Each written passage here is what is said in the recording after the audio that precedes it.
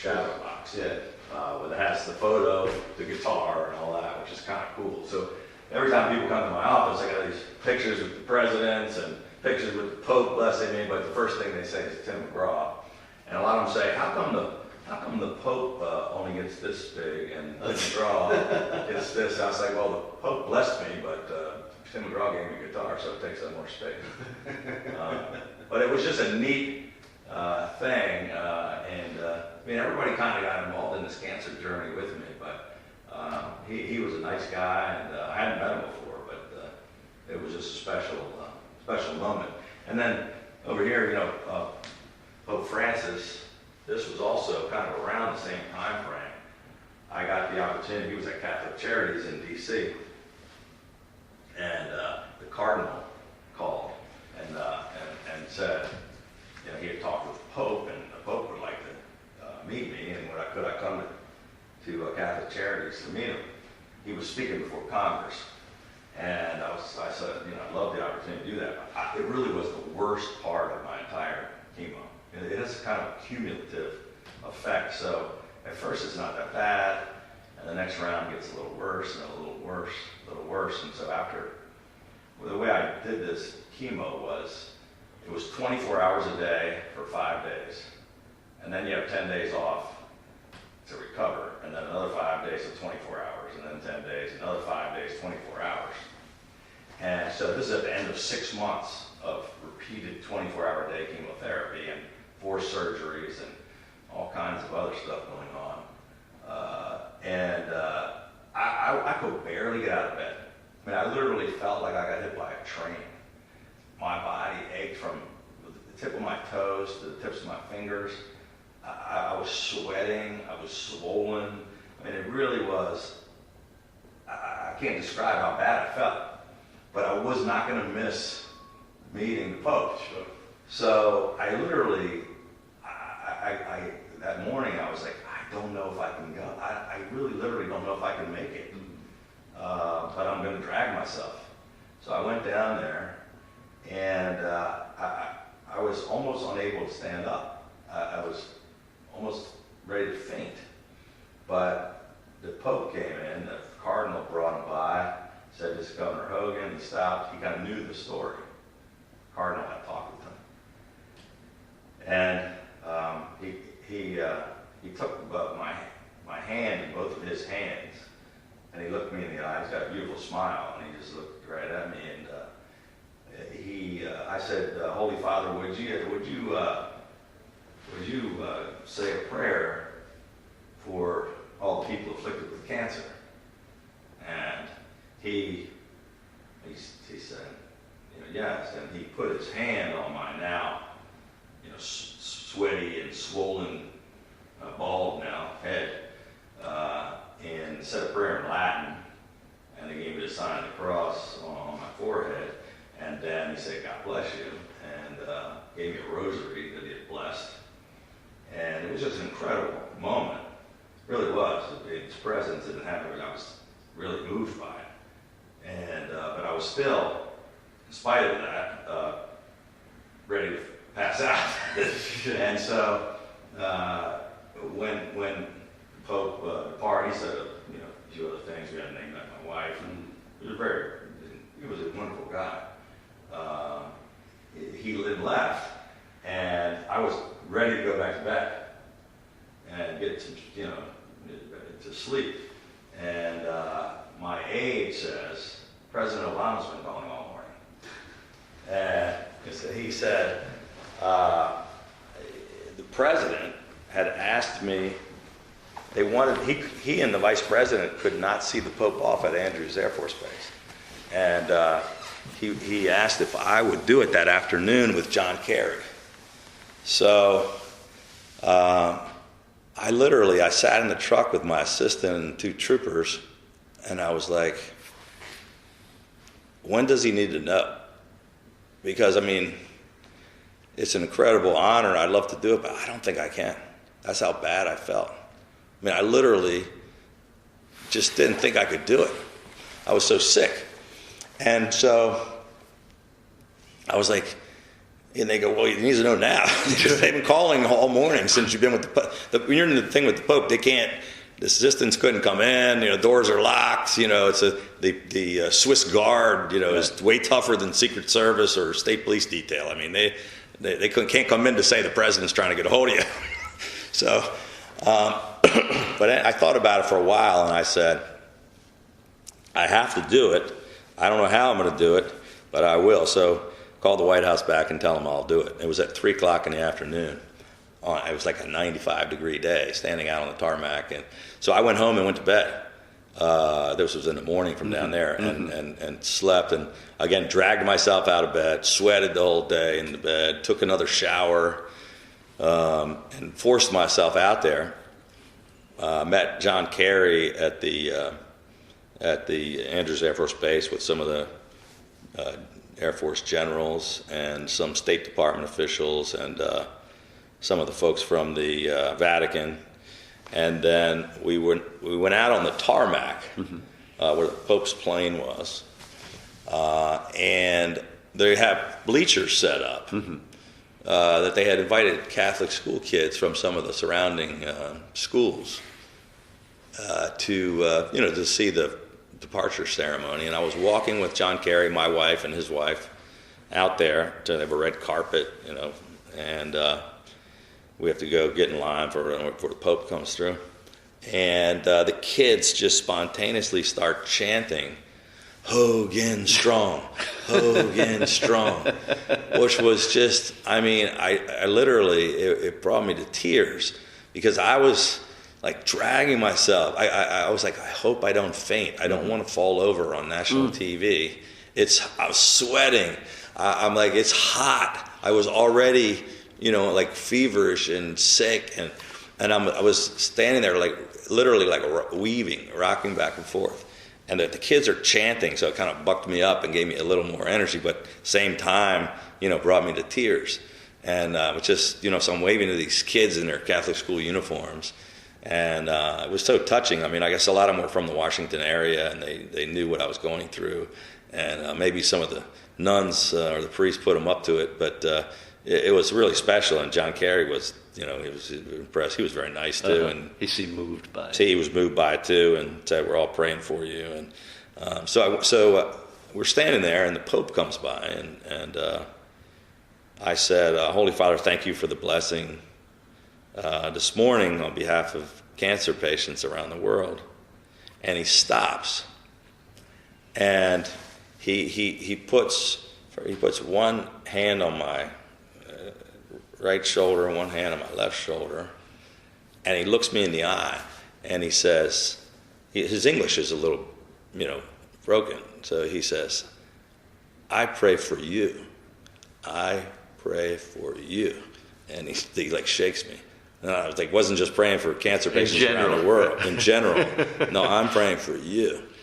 And I'll tell you, it was the most amazing thing. But he was basically saying, "No, I'm not just praying for everybody. I'm praying for you."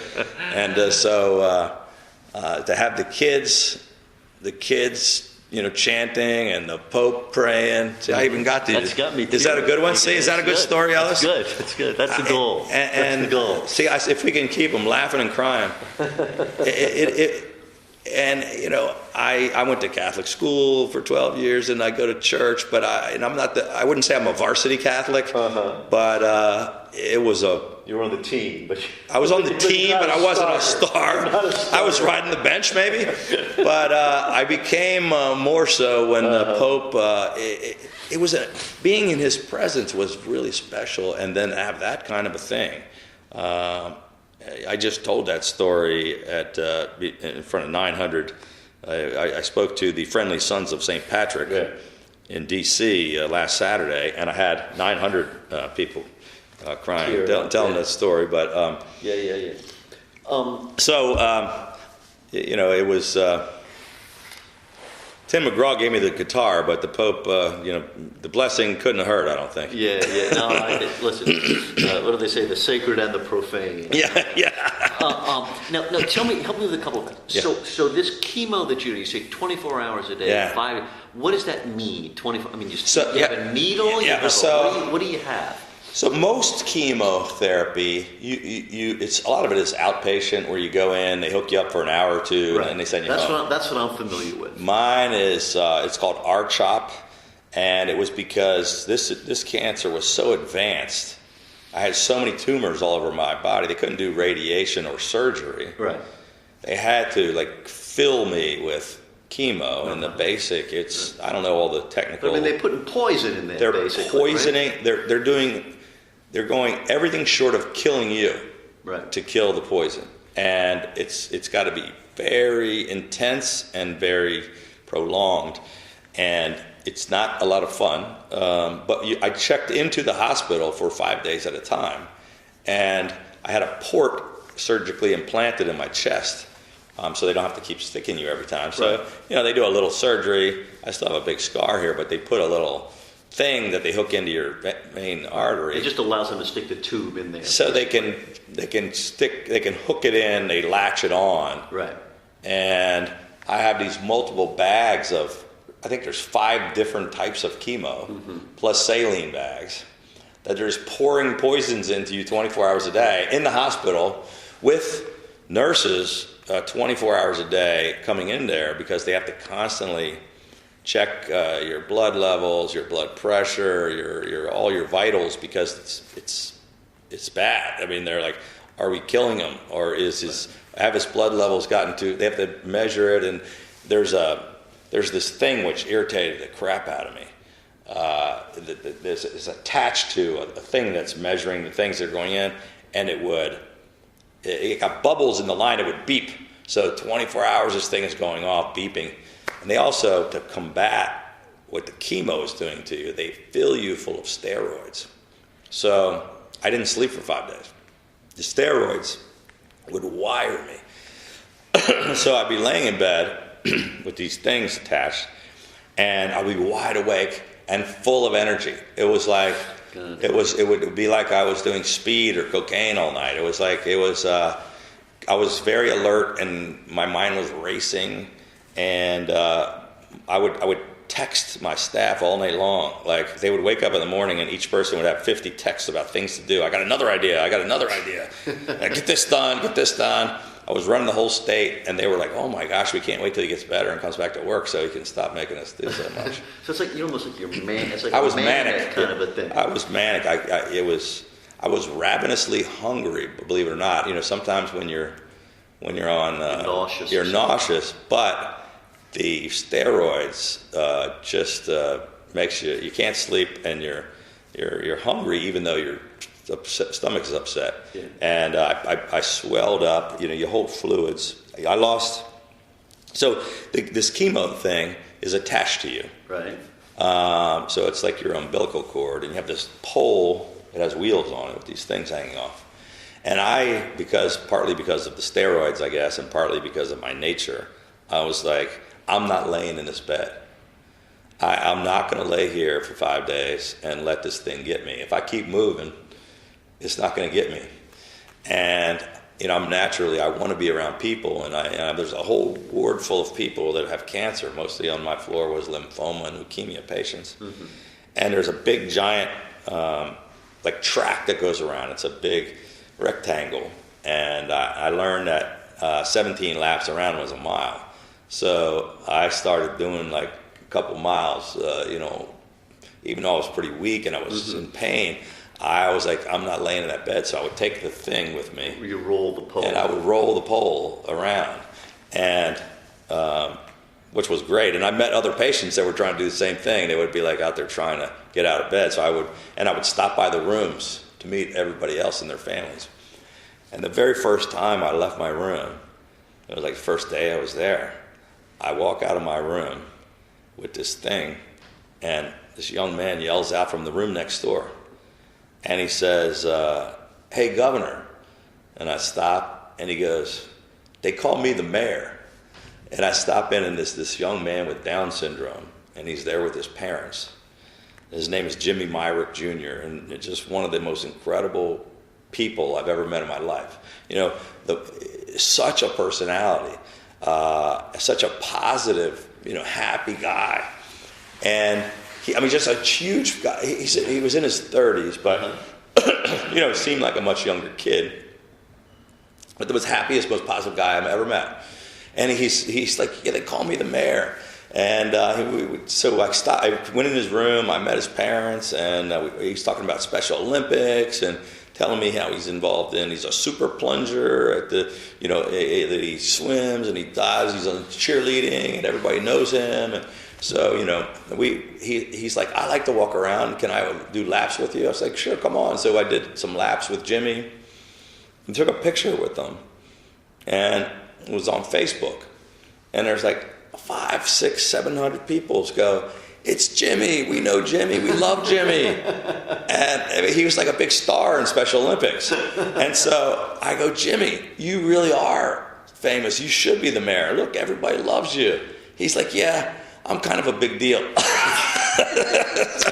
So anyway, he was in a long stay patient in there, like me, and so we became really good buddies.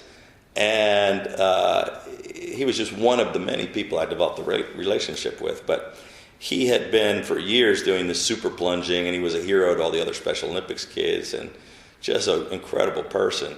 And we started this thing the first year I was governor, and I started a thing called the Governor's Courage Award to the Special Olympics kid that stood out the most. And I gave the first Governor's Courage Award to Jimmy Myrick Jr., this guy who was hopefully going to be well enough to come to this super plunge thing where they have thousands of people jumping in the Chesapeake Bay, freezing water. Jimmy wasn't feeling well enough to come. So a bunch of his buddies, his teammates, received it on his behalf, and then the next day I went to visit him in the hospital with it. And I took a picture of him in the hospital bed, giving this thing. He was so excited, and he had watched the video of his friends, getting it at the thing, and he just couldn't be more excited about getting that award. He was really proud of it, and he was excited because he was getting out of the hospital. And he was like, Governor, I'm going to go home. They're going to let me go home. And so he went home, and then he died the next day. Holy shit! And it was just a terrible situation. He got an infection and passed away, and it was the saddest thing. And I spoke at his funeral. Hundreds and hundreds of people that just loved this kid. And so I went to the funeral, and I told the story about how Jimmy and I became buddies. And I said that from now on, every year, we were going to change this to the Jimmy Myrick Jr. Courage Award. And his parents in the front row crying. And so I've now presented this Jimmy Myrick Jr. Courage Award every year, just did it not too long ago again. But he was one of the many kids that I met during that. So when you're in the hospital, first of all, are you in regular clothes? Are you in hospital clothes? I wore usually like a pair of sweatpants and a polo shirt or something so like casual, that. Just casual. Casual. Right. I had to wear, I had like, kind of slip on,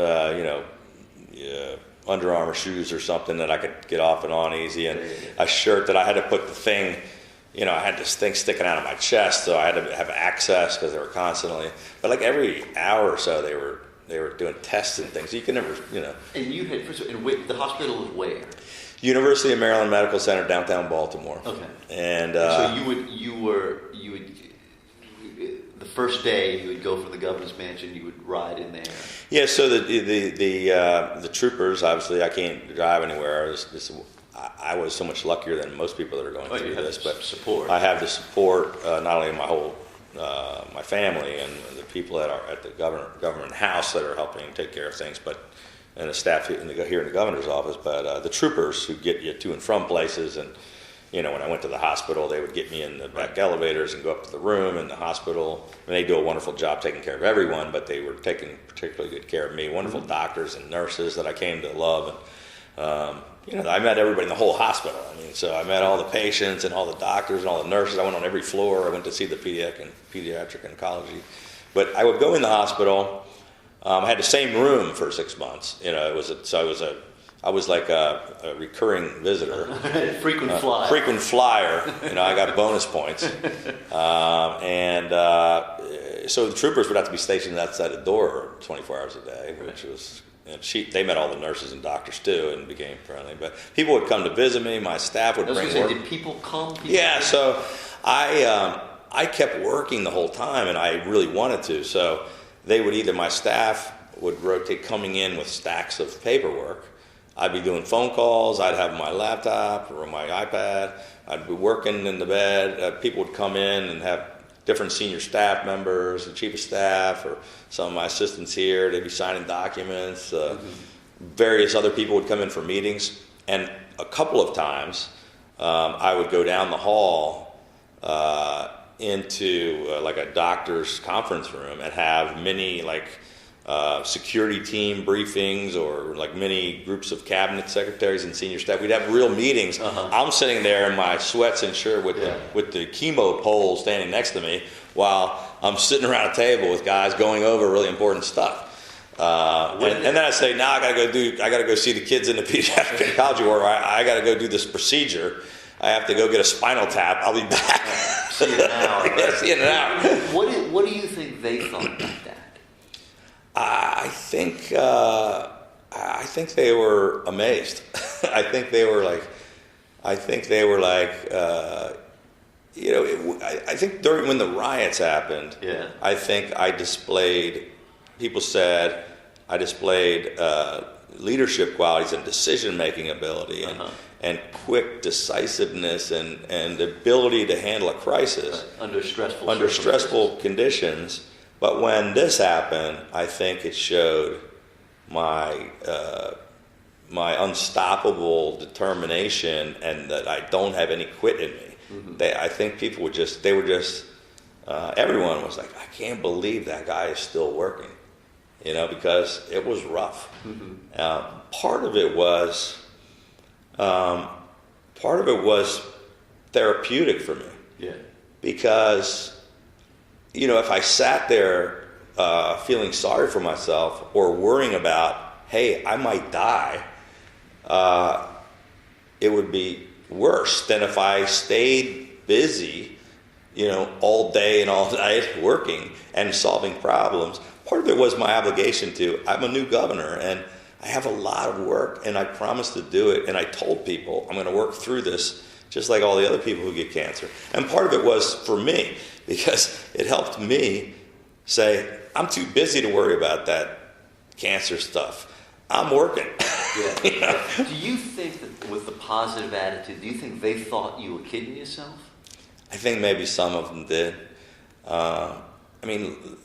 It was pretty serious. Yeah, that's what I mean. I could imagine a situation like this. Saying, hey, listen, if it helps him deal with it, great. But we all know this guy's. I think there was maybe some of that. There's certainly everybody was hopeful. Yeah. I think we have a team. We have an incredible team of people. We're like a family. I think people, they loved me. They wanted me to do better. But I think some people probably said, we don't know. But some of them would say, Governor, stop working. And some of them would say, don't bring him any more work. But others, I think, said, let him do it. This is what he wants. It's helping him. Yeah. And he might be crazy, but just it's helping. Now, did you have a routine about who would be like when your family was around, or when how did you manage all of that? It was so the troopers were always outside the door. My wife Yumi spent an enormous amount of time there with me, and my middle daughter Jamie. My oldest daughter Kim was working and taking care of her daughter, and they're busy, but they would come visit. My youngest daughter lives in Ann Arbor, Michigan, and she wasn't able to be there as much. But my middle daughter Jamie basically, took off of work, and she was there constantly. And here's the funny story. So they were between my wife and my daughter. They were just there because they were worried about me, and I think they they teamed up, and it's like, So my wife would say, I can't be there, you got to be there, Jamie. But one of them was around. They were around most of the time. Most of the time, and I always had I have multiple kind of personal assistants, and they would rotate because they would be taking calls from the senior staff or shuffling. People would come to visit me, and they'd sort of be, hey, he's busy right now, he's going to be back, or taking phone calls or bringing paperwork, or you got to sign these things or whatever. So there'd be like one maybe staffer there all the time. They were taking care of the traffic, basically. The traffic. They were traffic cops. Right? I mean, and so I have a huge team, multiple nurses and technicians constantly coming and going because they have to monitor me constantly. It seems like almost on an hourly basis. I'm doing all these tests and procedures and spinal taps and biopsies and more bags being changed, different switching chemos and resetting this little machine that keeps beeping and going off, and so it's constant motion. Plus all the the doctors would come in, then the head of the cancer unit would stop by because they want to make sure the president of the hospital would stop by. I was like, jeez, it's like we're busier than my office. And then the visitors, friends, and they would go, just checking on you, Governor, and the past governor would stop by, or buddies of mine, or other staff people. Yeah. And, so it was a Grand Central Station in there. And one of my senior aides, Kiefer Mitchell, who's a guy who, African American, I talked about him at riots, nice guy, when we'll introduce you to him. He on the Sundays, he has they have a big Baltimore market out on the streets in Baltimore, and he has fresh juice, just it's a sideline. He squeezes juices, healthy food options in a food desert in Baltimore. And so he brings me fresh squeezed orange juice to the hospital. And I was like, Kiefer, what the hell's wrong with you? There's no vodka in this. It's just juice. And so he's like, oh, I'm sorry. So next time he comes, he brings vodka in the juice. And my wife says, what's wrong with you? You can't bring him vodka. He's like, kill this guy, right? You're going to kill him. But so on the doctors, my wife, I had an incredible oncologist who was taking wonderful care of me. I mean, my wife says to him, "You tell my husband he has to eat healthy. He has to eat, tell him he has to eat healthy," because she was worried about, I'm not eating right. And he said, "No, I'm gonna go with the governor on this one. Whatever he can eat, I want him to eat, because it's just important that he gets food down, and we need to keep weight on him. And with these steroids, it's going to make him hungry. And whatever, he doesn't have to eat vegetables. If he wants a milkshake, if he wants a pizza, if he wants a cheese," and my wife's like appalled. She's like, "No, he has to eat vegetables." He's like, "No, I just want him to eat whatever he can eat, because it makes him stronger and he can fight the cancer." So my daughter Jamie, who also likes to eat, she would be bringing me Five Guys burgers and fries, wings, pizza. So I'm in the hospital. I got chemo bags. I got meetings. I'm eating junk food. And I had this press conference at first. I go, I'm probably going to lose my beautiful locks of gray hair, and I'm probably going to lose some weight.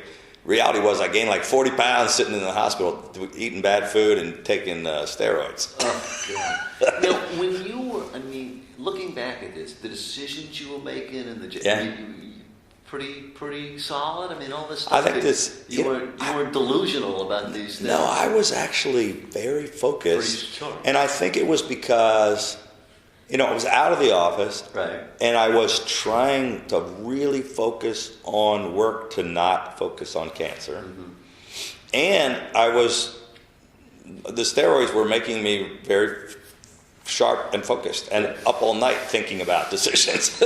Now, when you're in the middle of this, do they tell you whether it's going well or not going well? Or how do you know? You don't. You get a little bit of progress reports, but you don't know until they don't know. They're saying at some point after a while, they're saying we're seeing some shrinkage of the tumors. It's not growing. Well, so the first really positive step was early on. They assumed at the beginning that it was stage 4 because I had so many tumors spread so far all over my body that they assumed had gone into my bones. And that's stage 4, and that's going to be really bad odds, and much, much worse. And they prepared me for that, saying, we're going to have to do a bone marrow biopsy. But they said, our assumption is that you have stage 4 cancer, which is not the thing you want to hear. This is the oncologist saying this? Mm-hmm. Do you remember his name? Yeah. Well, Aaron Rappaport is the guy who's a wonderful guy. Who's I remember his name. He's like one of the most incredible people I've ever met. I really had two oncologists. One of them was with us last night, Arun Bhandari, who was the first guy I went to here in Anne Arundel County, and he said, "This is beyond me, and I want to continue to work with you, but I think you need the best care, and I think you should go to either Johns Hopkins or University of Maryland Medical Center." And I set up interviews with the best doctors at each one. And the first place I went was University of Maryland, and I met this guy, Aaron Rappaport, who's just a wonderful guy. And as soon as I did this first discussion with him, I go, "You can cancel the meeting at Hopkins. This is where I'm going to go. This is my guy." This is my guy. And he saved my life. And he and Arun, they teamed up.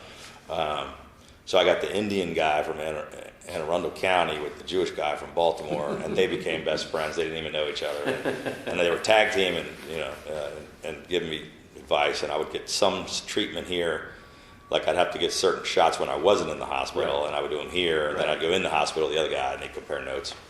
But so they said, "Ooh, this is a lot of tumors, and it's all over, and it's spread, and they're large, and it's a very rapid growing, fast spreading cancer, one of the worst as far as it grows really fast." But he said, the good news is it also responds very well because it grows so fast. It responds really well to chemotherapy, so it shrinks fast.